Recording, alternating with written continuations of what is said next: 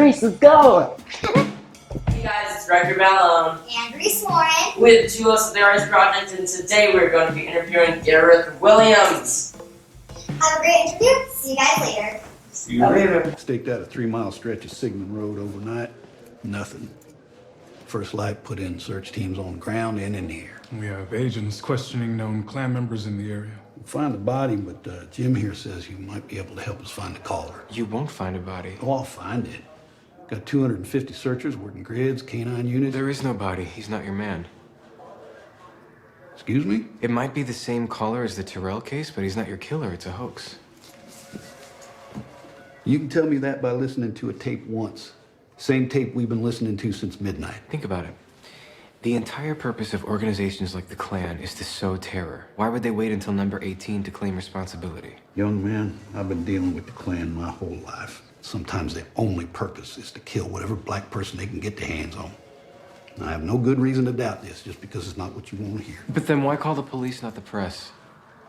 We've learned from Berkowitz, the Zodiac, they want a story. Lasting mythology. To find that, they go straight to the press. It makes the police look like they're the last to know. That sounds like a grand theory, Agent Ford, like you put a lot of thought into it in the 2 minutes we've been standing here. But I'm operating on the actual fact. 5 days ago, Luby Jeter, number 18, was dropped off at a mall parking lot to sell car deodorizers. He never came home. His mama calls me twice a day. Besides him, I got 4 of the boys still missing. Number 6, 8, 12, and 14. In case you don't want to remember names. You're supposed to be at home. Detective Hayes. Your shooting cleared. No surprise. What's the latest on Roland? Gets to keep the leg.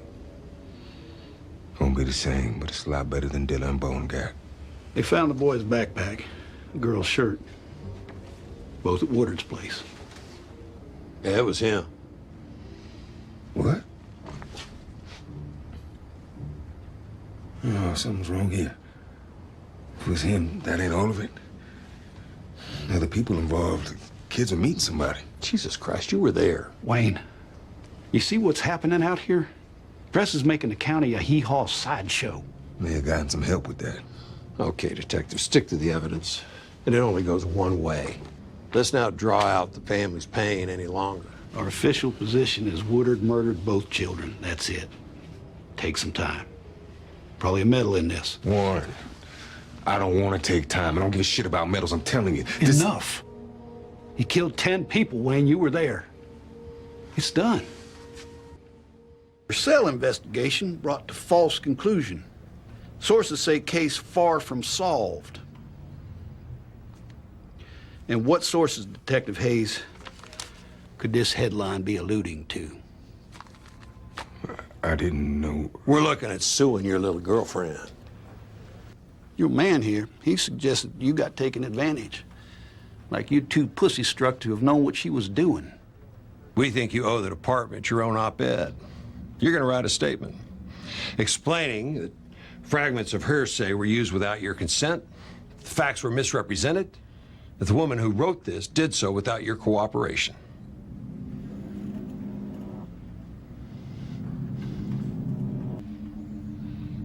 If I don't? D Company needs a new public information officer. Administration. You'll never work another major crimes investigation. For all the day, they view things unrespected. Stop it. I'll bust your butt. Come on. Don't think I won't. Okay. That sounds terrible, Ben. Yeah, he fell asleep in the bath. I don't feel anything. I just can't talk. Is that true? Let's go. And so we stayed with them for a while, and we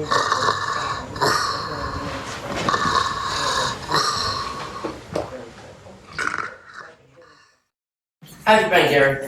Never better, thanks. And you? I've been pretty fantastic. So, how long have you been acting? 40 years. How old are you? Well, I'm 14. That was my year's age.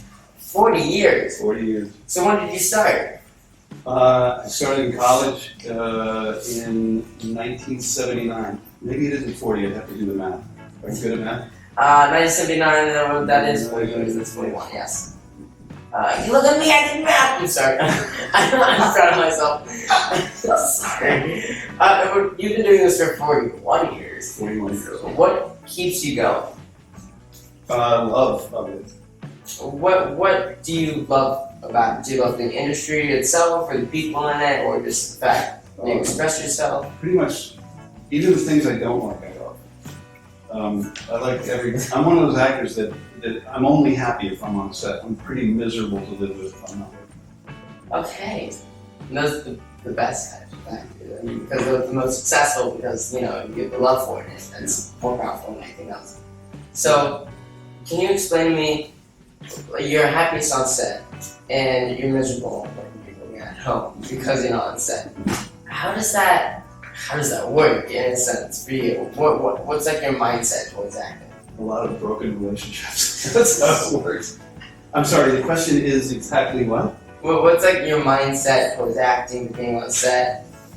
I find that it's almost like a shark that has to keep moving. I just have to keep being creative. Even in this environment that we're in now, where you can't even leave your house, I'm writing a screenplay, I'm making a feature film in isolation, I'm editing these poem videos that my group does. We have an online Zoom meeting. I mean, it's just constantly being creative. That's absolutely amazing. That analogy was really good. By the way, I love that. Strengthening for analogy. Do you have any other passions besides acting? My dog and my Jeep. Answers are fantastic. So here's the kind of out there question. Very out there question. If you could fill a pool with a liquid other than water, which liquid would you pick? This tells me a lot about your For personality. some reason, Gatorade came to mind, and I don't even drink Gatorade. I would just. So you've been in this industry for quite a while. What have you struggled with and overcame? Well, when I was in high school, I had crippling fear. I was so insecure, and I mean, I couldn't even. If I was attracted to a girl in high school, I can pretty well guarantee I never spoke to her. And so that's not a great thing in this business. Yeah. It's not interestingly enough, I find that there are a number of actors who are, off screen or off stage or pretty shy. And so I struggled with that a lot, because you have to find a balance between an honest, truthful confidence, but not spill over into a kind of arrogance and self-involvement, and yet retain that humility that, because that's a great asset as an artist, isn't it? So it's an interesting thing, and as far as overcoming, I would rather couch it in those terms, like I'm overcoming it, because it's not something that you go through a door on and that's done. Yeah. You kind of struggle with it. It's an ongoing struggle. So you worked with an Oscar winner, True Detective. What was that like? And that was amazing.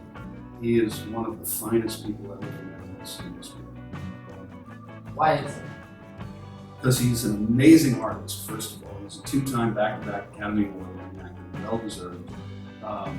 Watching him work, there were scenes I'd be in with him, I'd have to remind myself I'm in the scene, because I'd just be like, just watching him. Yeah. And go, oh, wait a minute, I'm in this too. Yeah. He's also an extraordinary human being. He's just really kind and very gracious, and how he balances all of that is amazing, because I've been out, to screenings and so forth with him, and I mean, he's 12 deep. There are 12 people in a circle around him everywhere he goes. And he handles it with such great aplomb. That's amazing. And so, what projects have you been working on recently, currently, or in the future that you're looking at? Wow, the future. That's an interesting thing. I feel fortunate because I have gotten some self-tapes and some auditions and some callbacks, and things seem to be percolating. I don't know anything absolute, but resource management, which Oh yeah, Michael. continue to work really, really hard at culture and people momentum. Because I went into this year with great momentum. I was doing a feature film in Maine called, I think the working title was Summer Someday, which is a great little film. And they weren't even finished with that. They still had to do some flashback scenes that were summer beach scenes. I wasn't in them. Everything's kind of on hold as far as that goes. But I just did True Detective with Mahershala Ali, which aired last year. David Fincher, which was another extraordinary. There's no shortage of extraordinary experience. It's just fantastic. That's amazing. I actually have a scrub production company of which you are welcome to be involved with, and I would love to have you aboard. It's called Detroit Street Films, not because of anything Michigan, it's sort of a branding issue, but these people from Michigan like, hey, it's like we're from LA, but I happen to live on Detroit Street. And it's a scrub production company. We make micro budget short films. And rather than the old paradigm of, make a short film, bring it to film festivals and try to get a Quentin Tarantino career or whatever, we just want to create content. Yeah. Okay. So do you post any of this on YouTube or? We have a YouTube channel, which is Detroit Street Films, street spelled out, no spaces. Oh, that's nice. So you're making the films just for content because you like doing it. It's like, it's more than skits though. There are skits. But it's funny that you asked that because that was the whole purpose. When I looked at what was happening online, the internet stars, the Instagram stars and so forth, I find them tremendously entertaining too, but a lot of the stuff is not, there's not a lot there to chew on. And I thought my circle of friends, we were weaned on Proust and Shakespeare and Moliere and great storytelling, Ulysses and things like that. And I thought the younger generation, many of them may not even know that there's a choice out there. So what we wanted to do was try to take the ability to craft a great little story in the same context. So you've been in the industry for 41 years. I'm still friends. People are even reminding me of that. That's an amazing thing. That really is. And have you had any most embarrassing moments that throughout all this time you just can never forget in this industry? I was thinking about doing that like a podcast or an online thing, how to burn bridges in this business because I'm pretty damn good at it.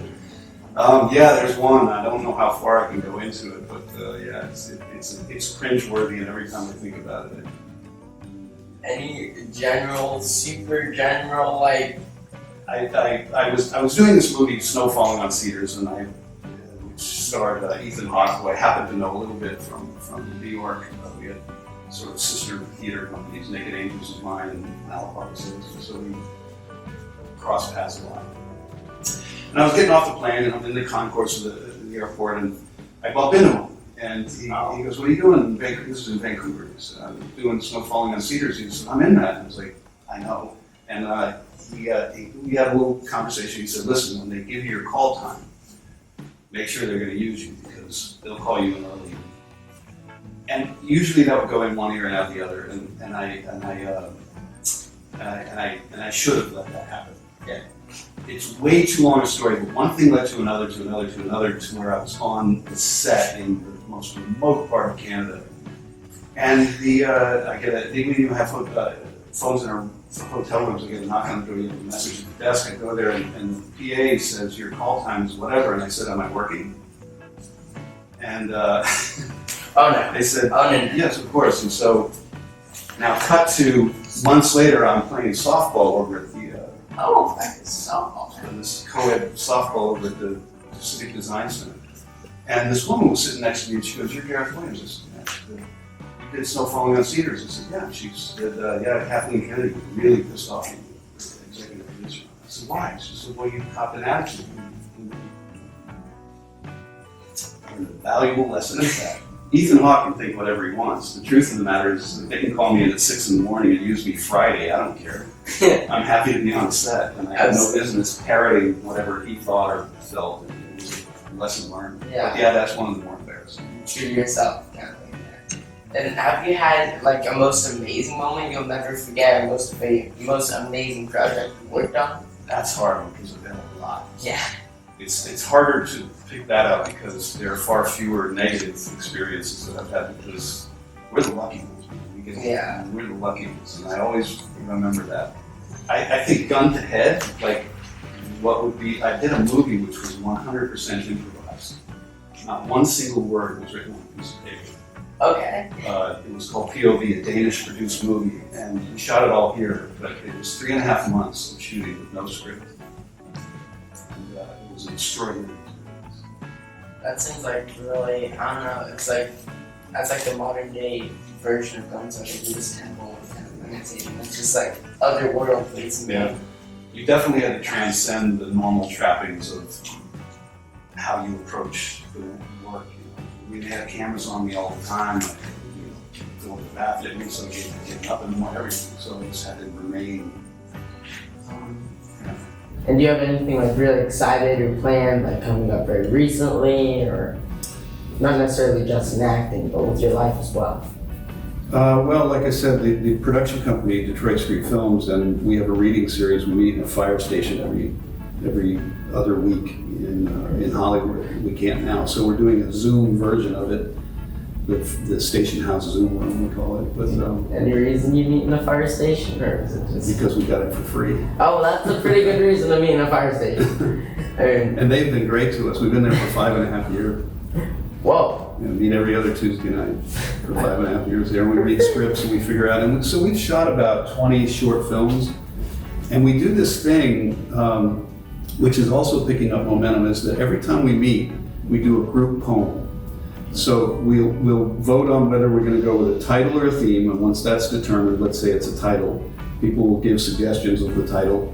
We vote on that, we determine what the title is, write it on the board, and during the meeting, everyone will write one line to that poem, not knowing what anyone else has written. And then Bjorn Johnson, who runs that part of it, will put them in an order, and then he'll read them, and then we make short movies out of them, where that's the narrative.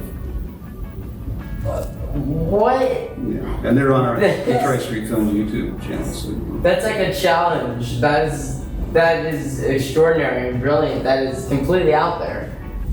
That is, whoa.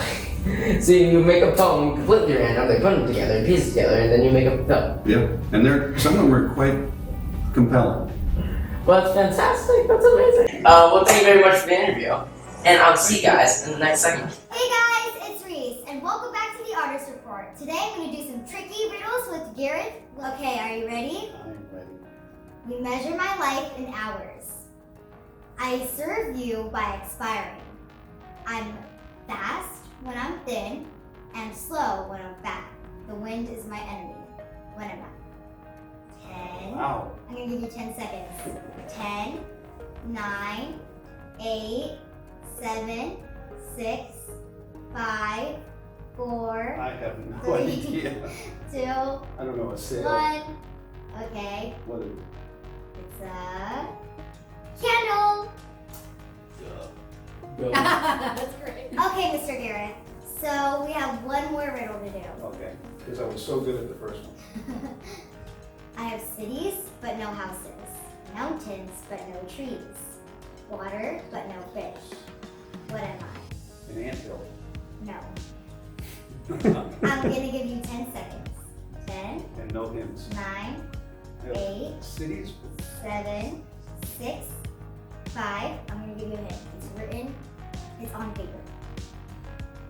5, 4, 3, I still 2, don't know. 1. It's a map. Oh. Okay, Mr. Gareth. So now it's time for a TikTok dance. Okay. Okay, so What's it a goes. TikTok? It's a dance that's on this app called TikTok. It's a dance.